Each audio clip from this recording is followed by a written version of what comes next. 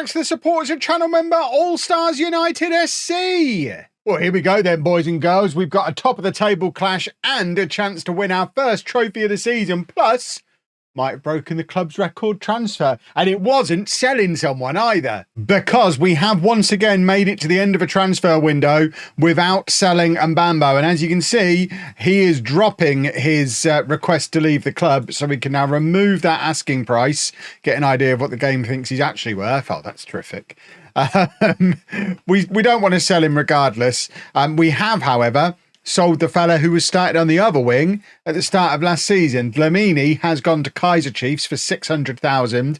We've also sold Matith Bula to Al Nassr for 500,000. Both of those happened after the transfer special that we did on stream. So we brought in over £1 million in transfer fees and were able to reinvest. So we already knew that Ali Utara was coming in. He's our Ivorian centre-back he's a bit good. He's gone straight into the media dream 11. He is a player who will win the Champions League with us, of that I am sure. But we've also signed a new midfielder, Thabang Nkossi, who comes in from Maritzburg. He was previously of Sekukun United. He's been playing in the top flight for a little while now, 24 years old. He's just basically come in as Matthew Bula's replacement. We've also signed the striker we were looking at on the transfer window live stream, Ndudzi Kumalo, who's a 20-year-old South African under-20 international, very, very quick. 3 stars of current ability, 4.5 stars of potential. He's already the best striker at the club by star rating.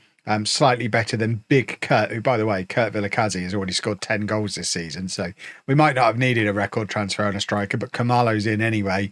And we've also signed a left-back, Prince Asante, who is a 19-year-old Ghanaian under-19 international, 3.5 stars of current ability, much better than Radaby. And he comes in from King Faisal in Ghana. We've played a few matches as well. We have made it through to the final of the MTN 8 Cup and through to the group stage of the Champions League. We had to get through a preliminary round against Tusker off of Kenya. We beat them 21-0 on aggregate. Very glad I didn't show you that in the video, aren't you? And then we also faced Raja Casablanca. My plan was to show you the second leg of that first round match, but we won away from home 4-0 in the first leg, and it does bode well for the future, because if we look at Raja Casablanca, they finished runners-up in the Champions League just 2 years ago. They've won the Moroccan League within the last 4 years as well. They are currently favourites they were favourites last time I looked. They're now second favourites, but they are one of the big teams in Morocco, and Morocco is one of the bigger leagues. So the fact that we beat them so comfortably, I think, bodes quite well. So we beat them 4-0. It was a 0-0 draw at home in the second leg. But meanwhile, we've also started the season unbeaten in the Premiership, and now we are Kaiser Chiefs from last year in terms of having games in hand.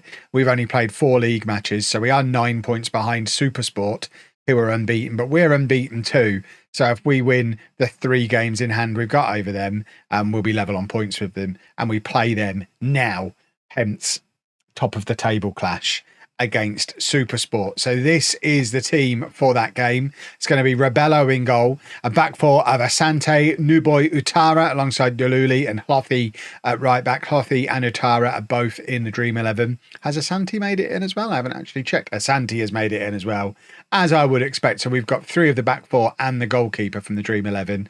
Plus Mbambo is still in there as well. And the other member of the back 4 is our boy, who we will bring back at some point. He's now got 3 caps for South Africa as well. So hopefully he'll eventually realise what side his bread is buttered. We are favourites to win the league as well after those signings that we did. If you remember, at the end of the transfer window, we were only 5th on media prediction, but it shows how good those final few transfers were. And we've got the 2 best players in the league in Utara and Mbambo, which is lovely. So the midfield is then Sangare, Zumela and Nkosi. And then on the left, it's Makanya. And Mbambo is going to play on the right today, and Kamalo is up front. We've had quite a few players disappear on various amounts of international duty. I'm not sure if this is how we're going to leave our front 3 going forward. And Mbambo is a right footer. Obviously, he's natural on the left wing. Makanya is a striker, but is also natural on that left-hand side. Kamalo, we've just spent a lot of money on. Kurt Vilakazi's been in great form. But we've got Unlove as well, who has been called up to the full South African squad. This is why we sold Dlamini, because with the attackers that we've got, we didn't need to keep him around.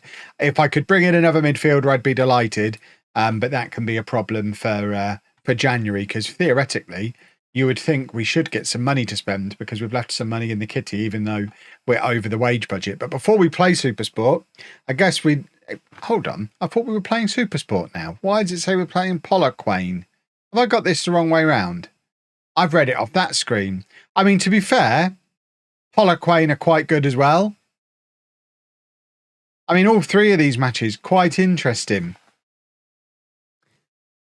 I'm going to play Polloquane off camera and then show you the Cape Town Spurs final and Supersport. I think Supersport is the bigger of the two.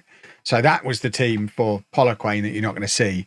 I'll meet you on the other side of it with the MTN 8 final, and then we play Supersport in the league. Oh, no sooner have we got Mbambo. I mean, what was I thinking? I had like a 3-day window there where I could have renewed his contract potentially, but he's now saying he wants to review his options at the end of his contract. So he might be leaving for a free at the end of the year after all this.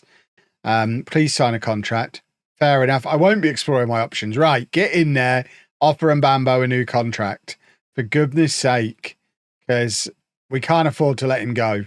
He is a superstar. He's still very young. Yeah, give him what he wants. A 3-year deal. No release clause. Boom. That's what I'm talking about. We won the game against Polloquane as well. A comfortable victory.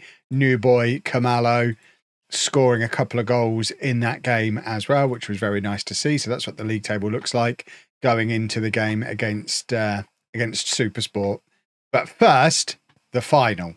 Right, now we can actually play in the final. We have a couple of players unavailable. Utare is away on international duty with the Ivory Coast. He's just made his international debut, which is jolly nice to see. And Hlothy picked up an injury in that last game. He's twisted his ankle and is going to be out for a couple of weeks. So slightly makeshift back four. Still Rebello in goal. A back four of new left back Asante, Gwenya, Makubo and Mofokeng at right back, and Kossi at the base of the midfield with Zimela and Malafane ahead of him, and then Makanya on the left, Koza on the right, Vilakazi up front. Bambo has signed his new contract. He's here for the next 3 years, and his transfer value now reflects it accordingly, which is jolly nice to see. We're not playing our full strength team, despite it being a cup, because we have got Supersport on the horizon, and we need to make sure we're in a nice position to give them a jolly good seeing too. And we've also had the draw for the group stage of the Champions League, which looks like it plays in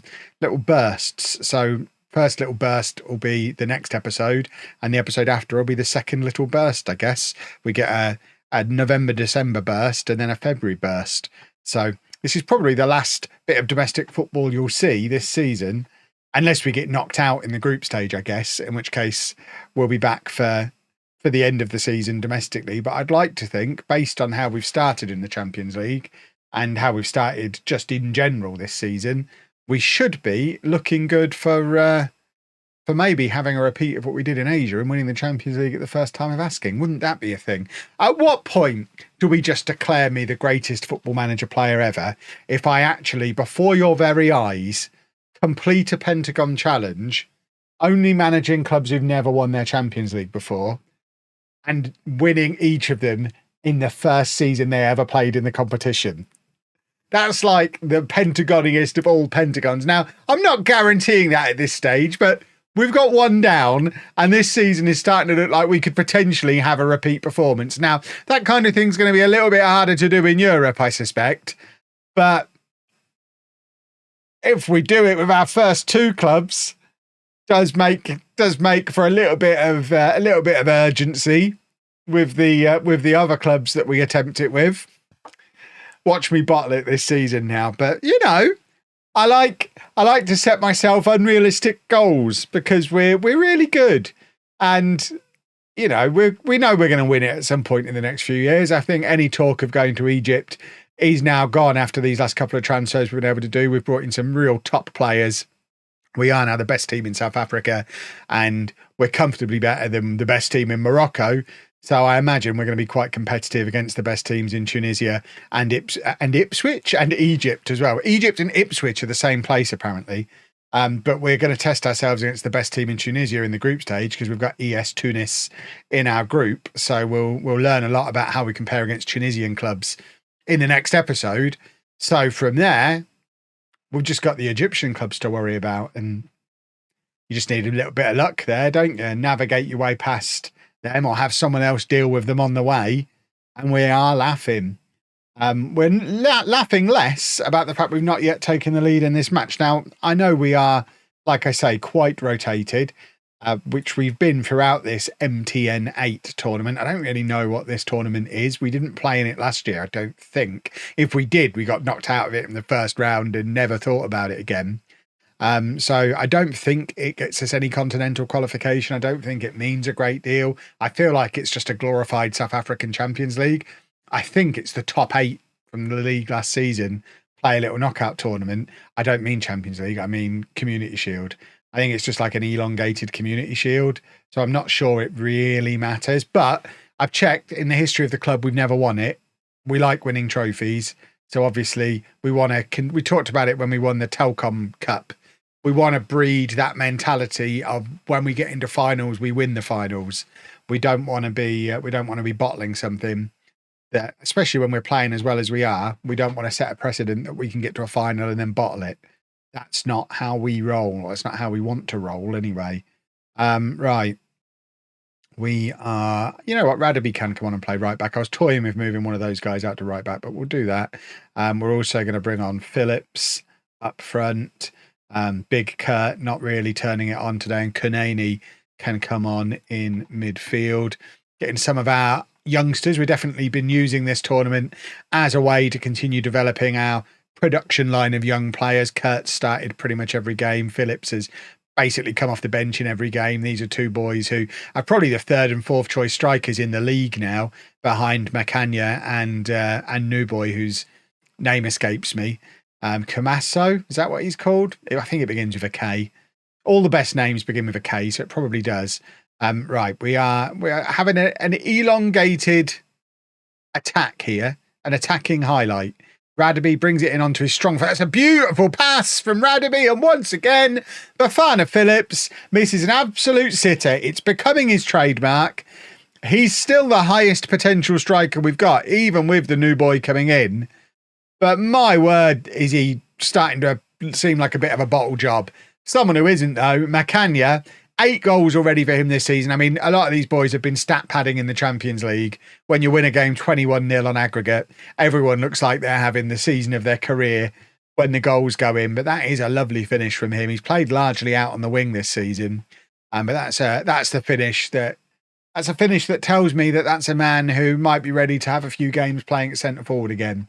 But, I mean, he needs to accept there is a bit of a queue.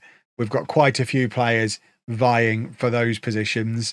Just make our last couple of changes there as well. And hopefully see this one out and pick up our 3rd trophy in just over a year here in South Africa, which will be jolly nice to see. I've got my little Lego trophy ready. I don't like to hold it before the final whistle, but you know, sometimes you just have to feel confident, and I was feeling confident today. As you can see, I have designed an exact replica of the trophy itself. You can see from the image in game, it looks exactly like this one, and nothing like any of the previous trophies I've lifted. They are all unique Lego trophies. One day I'll show you them all together on a shelf. I build a new one every time we win something, but here we go. This is the MTN8 Cup, and it's worthy of Pyro, so it must be better than the Community Shield. Look at us go. We win trophies. That's how we roll. Right, let's go and deal with these upstarts who think it's okay for them to be top of the league. My word, you get a lot of money for winning cups in South Africa. That's ridiculous. I mean, that's an enormous amount of money for winning something that felt fairly meaningless. We should probably try a little bit harder in all these cups we're in. Let's win everything. I think they've all got big prize money. So, a few changes for the Super Sport game then. Macanya's going to go up front and Bambo comes back in on the left. Unlove is back in on the right. We don't even need our £600,000 striker in the team or our top scorer. That's how fancy we are. And Kossi in midfield with Zemela. Sangari comes back in at the base of the midfield. I don't know why I'm reading the team in reverse. Utara is back from his international duty, so he partners Doluli at the back and Gwenya moves out to right back. And I think pretty much the only survivors of the previous match are the left back and the goalkeeper. But you know what? We're going to win anyway. We're that good. We're having a lovely time. We're having a lovely season. To be fair, so are Supersport. This is a bit of a clash of the titans, if you will. We have already beaten Kaiser Chiefs in the league this year, by the way. They're done. We don't even care about Kaiser Chiefs anymore. But as you can see by that league table, Supersport have started this season like they mean it. They are well clear at the top of the league. They're undefeated. And I mean, we just need to keep them under control and just remind them that we're the best team in South Africa. And that is Mbambo's first goal since signing his new 3-year contract. We've been here the whole time worried that he was going to be leaving us. He's never leaving. He's going to win the Champions League with us. Then I'll take him to the MLS with me. Never mind Europe. We'll take him to America. We'll go. I think he'll be the boy who graduates with me, because wherever we end up, I mean, I'm assuming we probably aim for North America after this rather than South America. South America seems like the second best continent. We probably should do that before Europe. But I'm thinking we could probably bring someone from here, maybe go back and fetch one of our Japanese boys as well, and just get a little bit of continuity, a little bit of flavour of the clubs we've managed previously, wherever we end up at in North America, whether it's MLS, which I know you lot will prefer, or Mexico, which I would probably prefer. But the last time I managed in Mexico on YouTube, none of you watched. I think you'd probably quite enjoy me failing in the MLS. So we might be going there. I might be getting slightly ahead of myself, planning my next club when we're still a long way away from winning the Champions League, and we're actually now not even winning this league game. And Bambo's picked up an injury as well, so it's all falling apart. The wheels are coming off. Right, Unlove on the right-hand side. Just get the cross in. Find Macanya in the middle. I mean, he got the cross in. I don't know. It was a pretty poor cross. It was chaotic all around, really. That whole move. It was a poor cross. It wasn't dealt with properly. And then Doluli, I thought, got himself sent off at the end of it. But in fact, it was just a clumsy foul from him on the halfway line. And Bambo, probably with his final kick of the match, plays it into the area. Utara's there at the far post. And Utara has his first goal for Stellenbosch and does a little jig to celebrate. What a couple of weeks he's had. He's got his big transfer to the big South African club, his big pay rise. He's made his Ivory Coast debut. Now he's scored an incredibly important goal when it comes to our hunt for retaining the title that we won for the first time in our history last season. We're going to take off on Bambo. Macanya can go out onto that left-hand side. Kamalo's going to come on up front. So you're going to get to have a look at the new boy. He's quick. If it doesn't work out, we've got big Kurt Villakazi there ready to come on as well. Kamalo can drop into midfield if need be. But it falls to Macanya. Oh, my word. He scored a good one in the last game. He's just hit an absolute thumper again there. That ends up getting deflected back out. But the attack continues. It's with Doluli and now Zemela. Asante on the left-hand side floats across over. Kamalo's lurking in the middle. It falls to Gwenya on the right wing. He puts the ball up in the air for Macanya to nod. He's hit the post. And it looks like we've had an offside in there somewhere. Supersport have only had one shot on target in this match and they scored from it. We're quite good. Unlove playing the short corner this time to Zemela. Unlove gets it back again, crosses into Doluli. I mean, it's a brilliant save from the Supersport goalkeeper at point blank range. Now they've got a counter attack going, and our boys need to deal with this. And Asante deals with it relatively comfortably. Although because FM24, we immediately give the ball away again. But Zemela is there to clean up after him, and it remains 2-1. We remain in control of the match as it stands. We would be 6 points behind Supersport, but with 3 games in hand, and we'd be the only unbeaten team left in the league after dealing with them. Utara has picked up a knock now, so he's coming off. Makanya is going to come off for Chalk, who had a good run in the MTN 8. He's not played yet in the league this season, but he did win the South African Super 8 Last Man Standing award, whatever. I have no idea what that means. But I guess it means he was player of the tournament, despite not playing in the final. I mean, yeah, we used him a bit on the run through to it, so I guess fair enough. If anything, it's proof I've actually been doing some rotation for the first time in my life. We could do with a third goal here. Unlove's going to come off. Kurt Villakazi can come on. Kurt can actually play out on the right-hand side, but we're going to stick Kamalo out there. Villakazi's going to go up front as the big boy, and we'll stick the quick boy out wide, and then we'll bring Mofokeng on at right back as our final change, and hopefully see this one out. I mean, if we could just cross a ball in for Kurt to nod in, just to rubber stamp the victory, that would be super, because if we let SuperSport back in, we both remain unbeaten, and that gap between us and them is quite big still. I mean, I think we're still 8 points behind with 3 games in hand, so we'd still be in a situation where I think if we win our 3 matches, we'd still go top, but obviously we'd quite like to actually beat them. If that's all right with you, Universe, it's actually a 9-point gap. I can't do maths.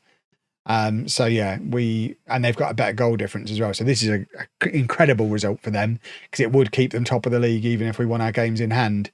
And they have managed to come here and grind out a draw. Now, we're not that bothered about winning the Premiership again. We won it last year. This season's all about winning the Champions League. Would be embarrassing if we let the domestic title slip after just 1 win though. So we do need to make sure we don't let that get away from us. But like I said before, all focus from here for the next few episodes is going to be on the Champions League. We're going to play these matches offline, and I'll be back tomorrow. Hopefully, tomorrow we'll be top of our Champions League group, having beaten Tunis. That would be ideal. But if you've enjoyed that episode, please make sure you leave a nice big thumbs up on there for me. Subscribe to the channel for daily Football Manager videos. Thank you very much to these lovely people for joining up to the newly relaunched Patreon. And thank you very much for watching.